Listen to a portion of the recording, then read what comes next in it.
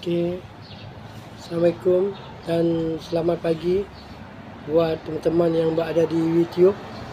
Pagi ni kita sarapan pagi seperti biasa, sama menonton pada teman-teman yang dari Malaysia, dari Indonesia, dari Kemboja, Filipina dan Brunei Darussalam. Hari ini kita makan mie sedap. Okey, hari ini kita makan mie sedap. Lepas tu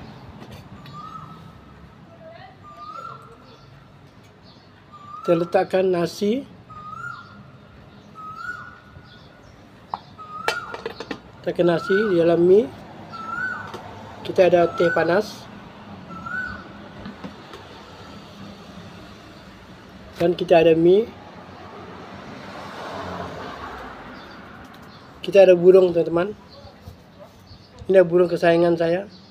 Okey, teman-teman. Kita makan, teman-teman. Hari ini kita sarapan mie dan nasi. Kalau makan mie dengan nasi ni, teman-teman, mungkin sedap dan mungkin tak sedap. Tapi saya rasa sedap lah. Hari ini cuaca cerah, teman-teman. Agak panas. Hari ini kita kerja dan kita makan mie je. Okey, teman-teman, sekarang kita makan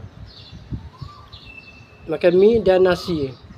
Okey, sekarang kita makan. Bismillah.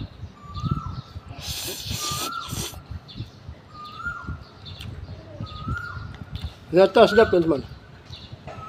Mie dengan nasi ternyata sedap.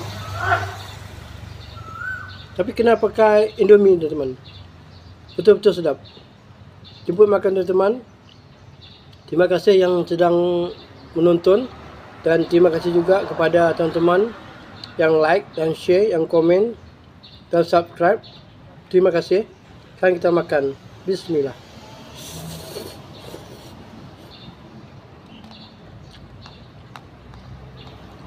Hari ini kita tak ada lauk, teman-teman. Hari ini kita ada mie dan nasi je. Itu kita bersyukur lah. Kita boleh makan. Ada yang tak mampu nak makan. Tapi kita bersyukur apa yang kita ada. Jemput makan, teman-teman. Bismillah.